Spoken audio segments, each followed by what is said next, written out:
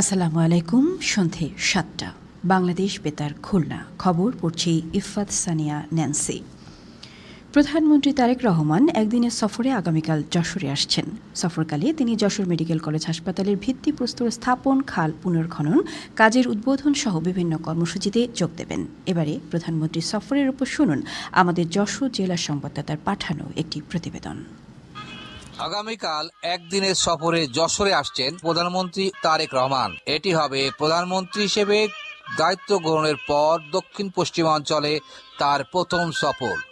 তার এই সফরকে ঘিরে যশোর এখন সাজ এই কর্মসূচি বিষয়ে জেলা বিএনপির সভাপতি সৈয়দ সাবিরুল হক সাবু বলেন, আমাদের শহীদ রাষ্ট্রপতি জিয়াউর রহমানের যে খাল খনন কর্মসূচি ছিল সেটা পুনরায় চালু করার জন্য যে ঐতিহাসিক উল্লাসী সেখানে উনি আসবেন।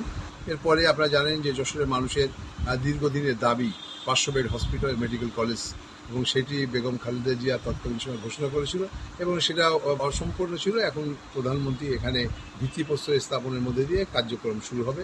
ইতিমধ্যে কার্যক্রম কিছু শুরু হয়েছে। যশোরের ঐতিহ্যবাহী যশোর ইনস্টিটিউট, সেখানে বই ব্যাংক আছে, সেখানেও তিনি পরিদর্শন করবেন। ব্যক্তিগতভাবে তিনি এই কর্মসূচিটা গ্রহণ করেছেন এবং তারপরেই আমাদের ঐতিহাসিক জনসভায় তিনি যোগদান করবেন। এবং আমরা মনে করি যে তিনি নিশ্চয়ই যশোরের একটা পুরনো ঐতিহ্যবাহী যশোর, আর সেই যশোরকে অবশ্যই তিনি একটা নতুন আঙ্গিকে সাজানোর জন্য আমাদেরকে সহযোগিতা করবে বলে আমরা প্রত্যাশা করছি। সকল কর্মসূচি সফল করতে প্রস্তুতিও শেষ হয়েছে।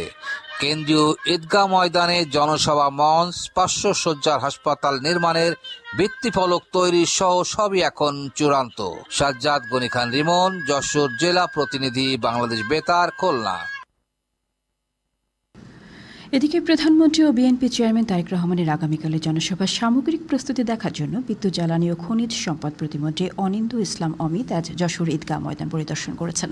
এ সময় সাংবাদিকদের তিনি বলেন, জনসভার সকল প্রস্তুতি সুন্দরভাবে সম্পন্ন হয়েছে। প্রধানমন্ত্রীর আগমনকে কেন্দ্র করে নেতাকর্মীরা ভীষণভাবে উজ্জীবিত। সকলের মধ্যে উৎসবের আমেজ বিরাজ করছে। জেলা বিএনপি সভাপতি সৈয়দ সাবিরুল হক সাবু, জেলা বিএনপি সাধারণ সম্পাদক ও জেলা পরিষদের প্রশাসক দেলোয়ার হোসেন খোকন সহ দলীয় নেতৃবৃন্দ উপস্থিত ছিলেন। দেশের অন্যান্য স্থানের মতো খুলনায় আজ বিশ্ব মেধাস্বত্ব দিবস পালিত হয়। সৃজনশীল কাজ এবং উদ্ভাবনী শক্তিকে স্বীকৃতি দেয় এবং এর মাধ্যমে অর্থনৈতিক ও সামাজিক উন্নয়নের পথ সুগম করার লক্ষ্যে বিশ্ব মেধাস্বত্ব দিবস পালিত হয়ে আসছে। এবছর দিবসটির প্রতিপাদ্য ছিল মেধাস্বত্ব ও ক্রীড়া প্রস্তুত হও, শুরু করো, উদ্ভাবন করো। প্রধানমন্ত্রী তারেক রহমান এ উপলক্ষে বাণী দিয়েছেন। খুলনা প্রকৌশল ও প্রযুক্তি বিশ্ববিদ্যালয়ের উপাচার্য প্রফেসর ডক্টর মোহাম্মদ মাসুদের নেতৃত্বে এ উপলক্ষে এক বর্ণাঢ্য র্যালি বের করা হয়। কুয়েটের ICQC এর অতিরিক্ত পরিচালক প্রফেসর ডক্টর মোহাম্মদ রিজভী কাইসার সহ বিশ্ববিদ্যালয়ের শিক্ষকবৃন্দ এই সময় উপস্থিত ছিলেন। সাতক্ষীরার আমের খ্যাতি অক্ষুণ্ণ রাখতে এবং অপরিপক্ক আম বাজারজাতকরণ প্রতিরোধে নিরাপদ আম বাজারজাতকরণ শীর্ষক এক মত বিনিময় সভা আজ সাতক্ষীরা জেলা প্রশাসকের সম্মেলন কক্ষে অনুষ্ঠিত হয়।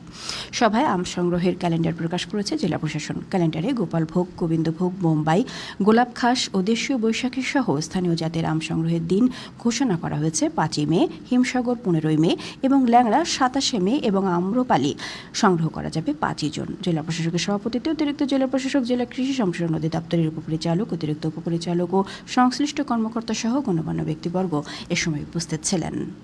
খেলার খবর, ফুটবল।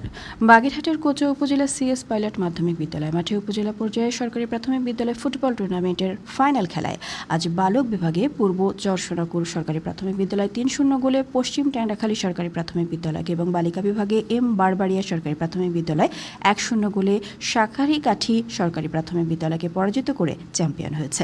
এদিকে যশোরের কেশবপুর উপজেলা পাবলিক ময়দানে একই টুর্নামেন্টের ফাইনাল খেলায় আজ বালক বিভাগে বুরুলি সরকারি প্রাথমিক বিদ্যালয় 2-0 গোলে পরচক্রা সরকারি প্রাথমিক বিদ্যালয়কে এবং বালিকা বিভাগে মধুপুর সরকারি প্রাথমিক বিদ্যালয় 7-0 গোলে পরচক্রা সরকারি প্রাথমিক বিদ্যালয়কে পরাজিত করে চ্যাম্পিয়ন হয়েছে।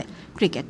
সাতক্ষীরা দেবহাটা উপজেলার উত্তর সখীপুর পিলের মাঠে 8 দলীয় ইউনিয়ন কাপ ক্রিকেট টুর্নামেন্টের আজকের খেলায় আগরদাড়ি ইউনিয়ন ক্রিকেট একাদশ 21 রানে শিবপুর ইউনিয়ন ক্রিকেট একাদশকে পরাজিত করেছে। সবশেষে আবহাওয়া। আজ রাত 1টা পর্যন্ত পূর্বাভাসে বলা হয়েছে রাজশাহী, পাবনা, বগুড়া, টাঙ্গাইল, ময়মনসিংহ, ঢাকা, ফরিদপুর, মাদারীপুর এবং কুমিল্লা অঞ্চলে পশ্চিম উত্তর পশ্চিম দিক থেকে অস্থায়ীভাবে ঘন্টায় 60 থেকে 80 কিলোমিটার বেগে দমকা থেকে ঝোড়ো হাওয়া বয়ে যেতে পারে। সেই সঙ্গে বৃষ্টি অথবা বজ্রসহ বৃষ্টিপাতের সম্ভাবনা রয়েছে। এসব এলাকার নদীবন্দর সমূহকে 2 নম্বর নৌ হুঁশিয়ারি